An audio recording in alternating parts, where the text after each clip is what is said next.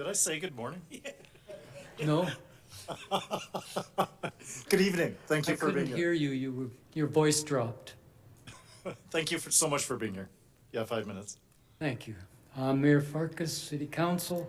My name is Aaron Redman. I have slides. Oh, yes, I do. Are they up? Oh, waka waka.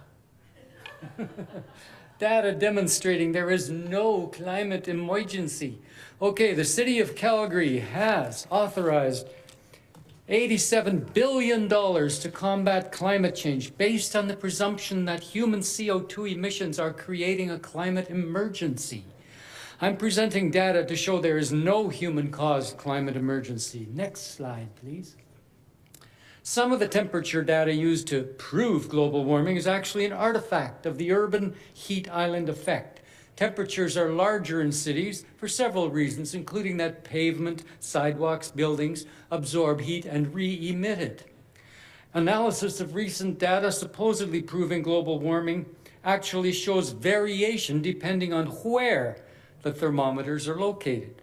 Thermometers were traditionally placed outside of densely populated urban areas, but as these urban areas expanded, the thermometers were no longer outside the areas. Next slide. Rural thermometers are not influenced by the urban heat island effect and provide more accurate temperature comparisons.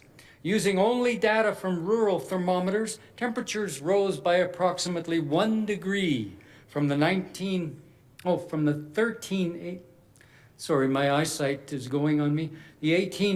to the 1940s, followed by a marked cooling in the 1970s, after which temperatures recovered but are still barely higher than they were in the 1940s. I remember 1965 or so when we had 41 days of minus 40. The graph shows, this graph will change again, sorry. This graph shows temperature fluctuations over the last 2,000 years. This data shows we're currently warmer than it was during the Little Ice Age in the 1600s, but not as warm as the medieval warm period around 1000 AD or the Roman warm period around 200 AD. There was no climate emergency during these warmer time periods. Next slide. And cloud cover. What am I? Oh, nope. Did I go along there? Oh, nope, I'm sorry. Many dire warnings about catastrophic global warming are based on computer models, not actual data. Climate models are not accurate. Next slide.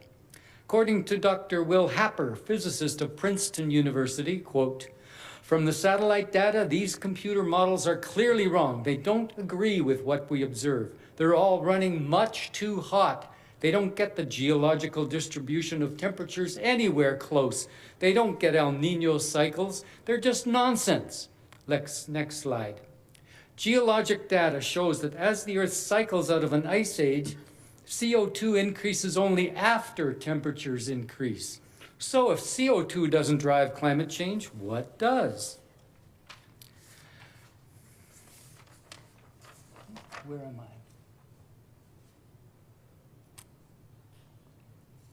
Oh, I'm really mixing things up. My apologies.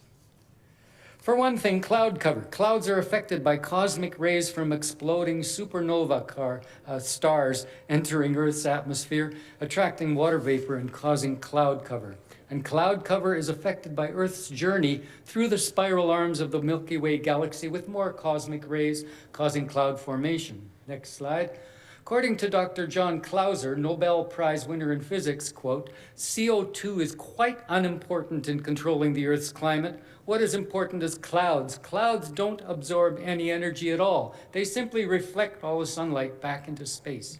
Professor Niv Shaviv of Raka Institute of Physics found that the amount of cloud cover on Earth is related to our journey around the Milky Way. As our solar system orbits the galaxy over millions of years, it passes through the galaxy's spiral arms, dense clusters of stars. As it does, we're exposed to more or less cloud-forming cosmic rays, and this corresponds to historic temperature changes on Earth.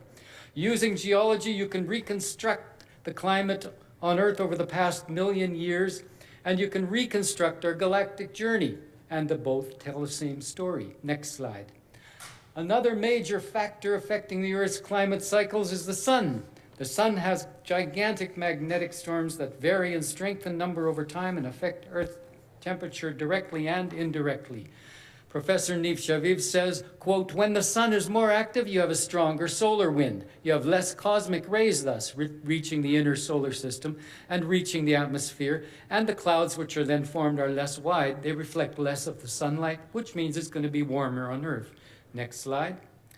This is a graph showing temperature over thousands of years in blue. You got the graph there? Or did you go past it? In red, we see solar activity over the same period. Thank you so much. Unfortunately, Okay. you're at time, but there may be follow-up questions for members of council. No amount of money is going to change natural climate. Thank you so much for being here. You bet. I believe we have one more.